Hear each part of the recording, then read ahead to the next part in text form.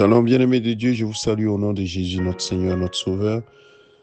Aujourd'hui, lundi 26 janvier 2026, nous rendons grâce à notre Dieu et Père pour le souffle de vie qu'il nous a accordé. Que toute la gloire lui revienne. Ce matin, j'aimerais que nous examinions une parole des Écritures dans la première lettre de l'apôtre Jean, 1 Jean chapitre 4, verset 20 au verset 21. La parole de Dieu nous dit, 1 Jean chapitre 4, le verset 20, verset 21. Si quelqu'un dit « J'aime Dieu » et qu'il haïsse son frère, c'est un menteur. Car celui qui n'aime pas son frère qu'il voit, comment peut-il aimer Dieu qu'il ne voit pas? Et nous avons de lui ce commandement, que celui qui aime Dieu aime aussi son frère. Amen. La question que je me suis posée ce matin, c'est est-ce que je suis le reflet de l'amour de Dieu? Es-tu le reflet de l'amour de Dieu? Es-tu le reflet de l'amour de Christ? La Bible dit que Dieu est amour. Et quand Jésus a marché dans ce monde, l'apôtre Pierre donnait ce témoignage dans la maison de Corneille, dans Actes 10, 38, il va dire que Jésus-Christ, vous savez comment Dieu a oint du Saint-Esprit et de force Jésus de Nazareth qui allait de lieu en lieu faisant du bien et guérissant tous ceux qui étaient sous l'empire du diable, car Dieu était avec lui.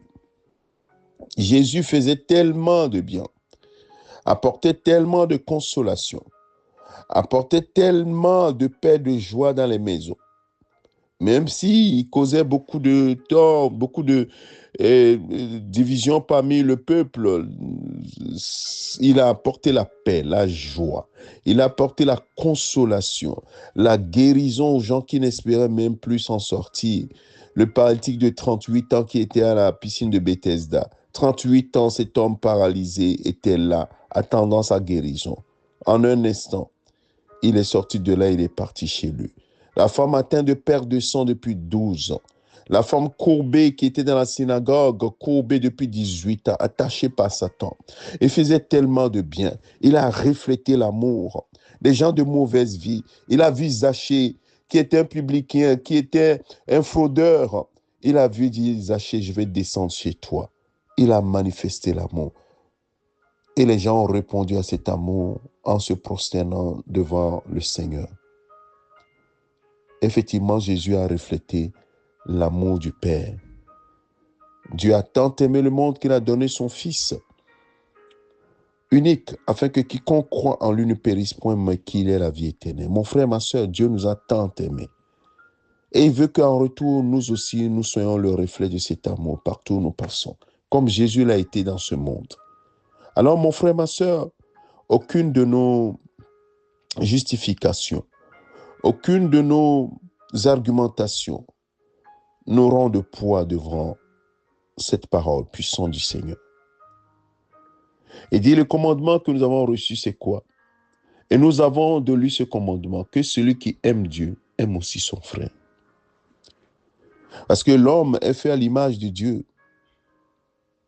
Oui, que tu le veuilles ou pas, l'homme est fait à l'image de Dieu.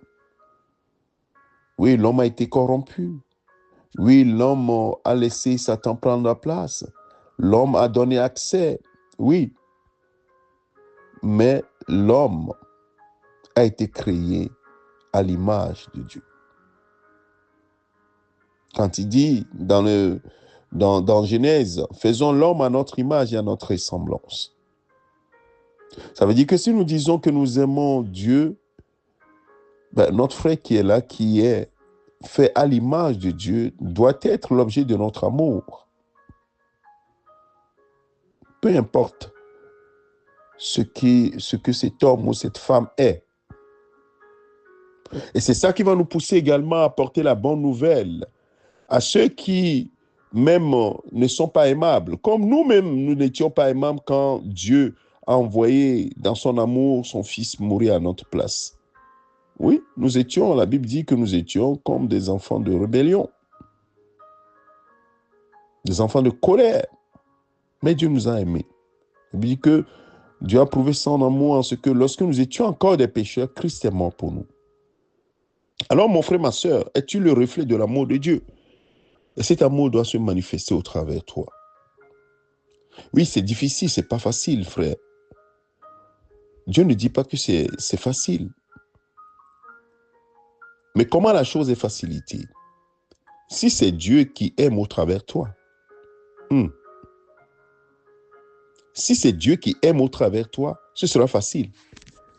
Est-ce que tu veux laisser Dieu aimer au travers de toi? Comment Dieu peut aimer au travers de toi? La Bible dit, c'est l'apôtre Paul qui le révèle aux Romains, dans Romains chapitre 5, verset 5, que l'amour de Dieu est répandu dans nos cœurs par le Saint-Esprit qu'il nous a donné. Ah, le Saint-Esprit, c'est une personne divine qui répand l'amour dans nos cœurs. Alors si tu dis, Saint-Esprit, aime au travers de moi, que mon orgueil, mais ma résistance tombe et que toi tu aimes au travers de moi, tu vas voir que ce sera facile. Puisque le Saint-Esprit sait comment tu dois aimer. Il sait comment tu dois prouver l'amour envers autrui. Et c'est lui qui va prendre les commandes. Donc nous comprenons très bien quand dans l'épître aux Galates, l'apôtre Paul dit, si vous êtes conduits par l'Esprit de Dieu, vous ne marcherez pas selon la chair. Oui, nous laissons le Saint-Esprit conduire notre vie, diriger notre vie. Nous ne marcherons pas selon la chair. Nous allons plutôt refléter quoi? Le fruit de l'Esprit. Et le fruit de l'Esprit commence par l'amour. L'amour, nous n'allons plus réfléchir même sur est-ce que nous devons aimer ou pas. En fait, nous laissons l'Esprit travailler au travers de nous, ou bien faire les choses au travers de nous. Oui, mon frère, ma soeur, si vous marchez selon l'Esprit et vous n'accomplirez pas les désirs de la chair, l'apôtre Paul dit aux Galates, chapitre 5, verset 16. Et le fruit de l'Esprit, quand l'Esprit prend la place, il produit le fruit. Son fruit est semblable à l'amour, la paix, la joie, la paix, la patience, la bonté, la bénignité, la fidélité. Dans certaines versions, on dit la foi, la douceur, la tempérance ou la maîtrise de soi. Vous voyez, laisse le Saint-Esprit aimer au travers de toi. Que toi, tu meurs en tes réflexions, meurs en tes suggestions. Nous pensons tellement, nous résistons tellement. Est-ce que tu peux laisser le Saint-Esprit prendre les commandes? Arrête de réfléchir. À cause de ça. À cause de ça. Non, si le Seigneur devait dire ça à cause de telle chose, toi et moi, nous ne serons pas sauvés. S'il nous a aimés, nous aussi, nous devons nous aimer les uns les autres. C'est ce que la Bible nous dit.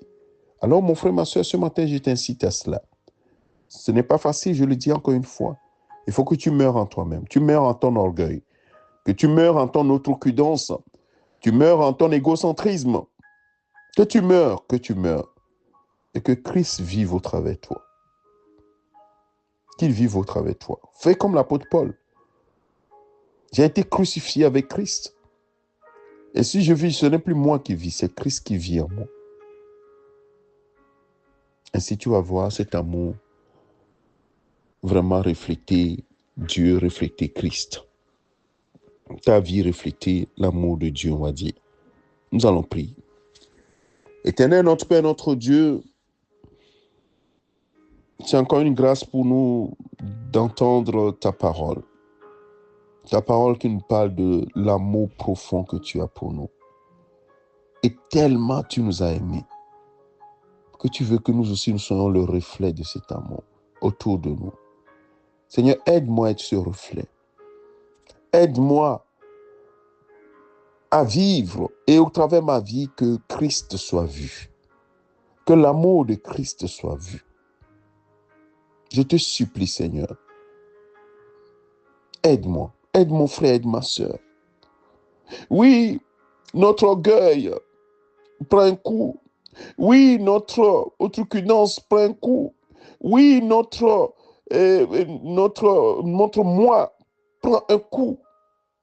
Mais nous voulons, Seigneur, que notre moi meure pour que toi, tu grandisses en nous. Père, aide-nous. Aide-nous.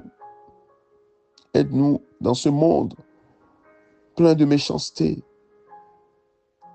Les fils de l'homme attendent, Seigneur, cet amour révélé. Parce que les gens n'ont plus peur de l'Église ni quoi que ce soit. Et plutôt, au contraire, ils se moquent même de l'Église. Parce que nous faisons des choses contraires à ce que ta parole nous dit, ou ce que nous disons même.